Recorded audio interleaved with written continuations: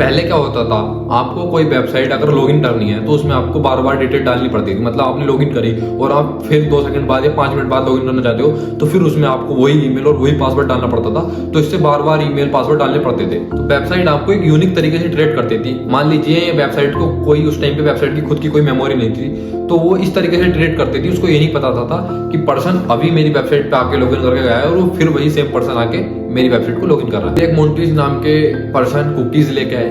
आज के टाइम पे आप किसी वेबसाइट पे जाते हो तो आपको से पता है क्या मांगता है, साइड में नीचे ऑप्शन कहीं भी होगा आपकी स्क्रीन पे कि एक्सेप्ट कुकीज।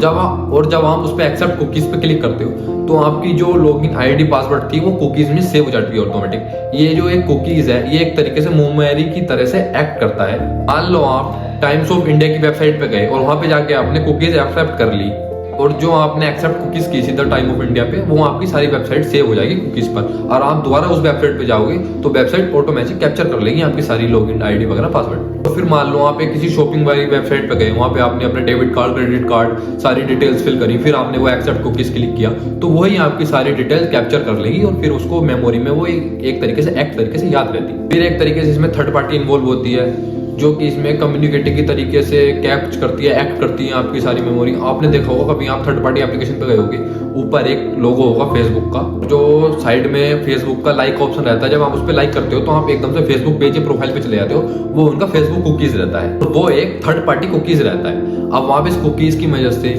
जो कि आप अलग अलग वेबसाइट पे अपनी इंफॉर्मेशन देते रहते हो, वो एक थर्ड पार्टी कुकीज रहता है जो सारी आपकी जो आईडी वगैरह है वो सब एक्सेप्ट कर लेता है कुकीज के थ्रू, थर्ड पार्टी ओनली। मान लीजिए जिस वेबसाइट पे ज्यादा लोग जाएंगे वहां पे ज्यादा अटेंशन, ज्यादा पैसा और ज्यादा लोग होंगे।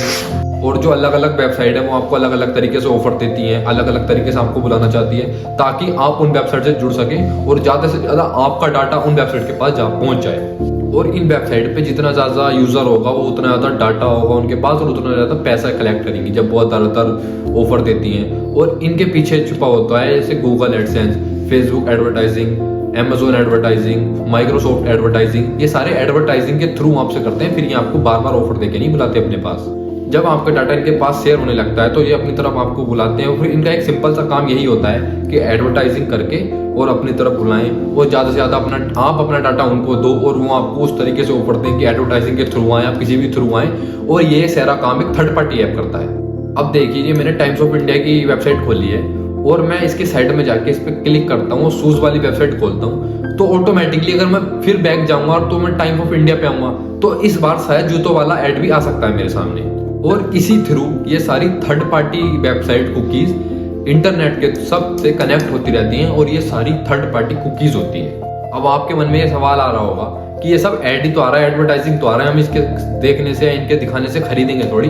मान लीजिए आप घर से जा रहे हो एक एग्जाम्पल के थ्रू कि आप घर से अपने पेरेंट्स से कहते हो कि हमें शूज खरीदने हैं, बट हम वो शूज बाहर से ही खरीदेंगे और जो बाहर तीनों सेल्स लगी हुई है शॉप, उन तीनों सेल्स को पता है मालिक को कि वो 3 सामने जो पर्सन आ रहे हैं वो केवल शूज से ही, हम 3 में से एक शूज से ही वो शूज खरीदेंगे। और जो दुकानदार मिडिल मैन के थ्रू ज्यादा पैसे देके ज्यादा ऐड दिखाएगा शूज के, तो फिर उसी शॉप पे से वही पर्सन आगे परचेस कर लेगा। यही बात है हमारे इंडिया में, ये जो डेटा है ना ये मिडिल ईस्ट के ऑयल से भी ज्यादा कनेक्टेड रखता है बंदों को कि आप ऐड दिखाओ, पैसा खर्च करो, उधर से सामने वाला पर्सन आएगा, परचेस करेगा सारी चीजें और निकल जाएगा। आपने देखा होगा जो बंदे हमारे एयरपोर्ट पर गए होंगे, एयरपोर्ट में से प्लेन में जाने के लिए रास्ता केवल शॉपिंग मॉल में से ही क्यों निकाल के देते हैं, वो साइड में से भी तो निकाल के दे सकते हैं ना।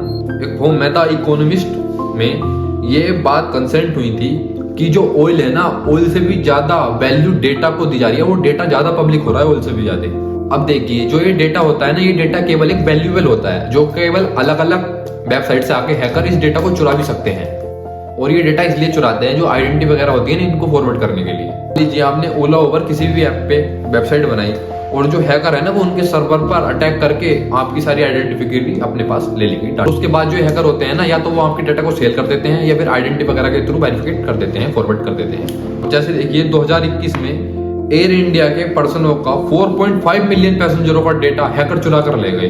वहाँ पे 100 या कई सालों से डाटा मेंटेन कर रहे थे और उसको सिक्योर करके रख रहे थे, फॉरवर्ड नहीं कर रहे थे, और हैकर आए और वो सारा डाटा चुरा के ले गए। और ऐसे ही 2020 में बिग बास्केट के 2 करोड़ लोगों का डेटा चुरा लिया था और उसको चुरा के डार्क वेब पे भेज दिया था। अब समझ जाओ कितनी खतरनाक डेंजरस वेबसाइट पे डाटा सेल कर दिया था उन्होंने। देखिए ये मैं अपनी तरफ से बता रहा हूँ कि आपकी जो ईमेल है, वेबसाइट है, इन पे मुश्किल या पॉसिबल इम्पॉसिबल में के थ्रू मैं बताना चाह रहा हूँ, इस पे भी कभी अटैक हो सकता है या हुआ हो, तो आप एक बार चेक कर लीजिए। मैं वेबसाइट बता रहा हूँ और इस वेबसाइट का नाम है haveavenpound.com। इस पे आप जाके आराम से चेक कर सकते हैं कि डाटा सेल हुआ है, नहीं हुआ है, आईडी पे अटैक हुआ है कभी या नहीं हुआ है। और ये कोई छोटी मोटी चीज नहीं है, ये जो हैकर होते हैं ना, इस डाटा को हैक करके इस पे फिशिंग वगैरह भी चीज करते हैं, तो इस पे कोई मामूली चीज ना समझे।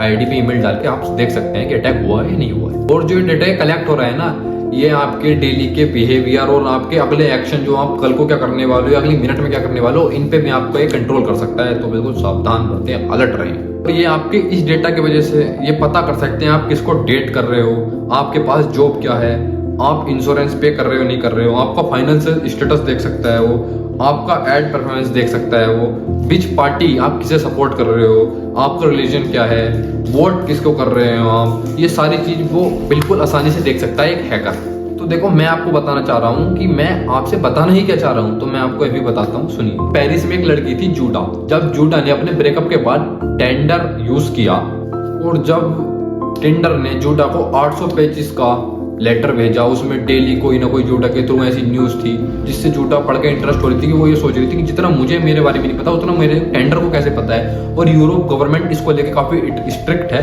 तो ये उसे एक्सेप्ट भी नहीं कर रही थी। बट जूडा ने जब ये देखा तो वो कितनी हैप्पीनेस फील कर रही थी अंदर से कि मेरे बारे में तो इतना मुझे नहीं पता, इतना टेंडर को पता है। और जो जूडा के पास टेंडर का 800 पेजेस का डेटा आया था, उसमें ये भी लिखा था कि जूडा वीक में कितनी बार अलोन फील कर रही है और जूडा को किस तरीके के लड़के पसंद है और किस टाइम पर वो कितने लड़कों से अट्रैक्ट होती थी और किस टाइम पर किन लड़कों को उसने ज्यादा मैसेज भेजे और किन से ज्यादा बात करती थी वो। ये सब उस डेटा को पता था टेंडर को। और जूडा को खाने में क्या पसंद है, म्यूजिक क्या पसंद है, उसको जाना कहाँ पसंद है, वो रहती कहाँ है, वो सारी डिटेल उस डेटा में थी जो केवल जूडा के पास नहीं थी।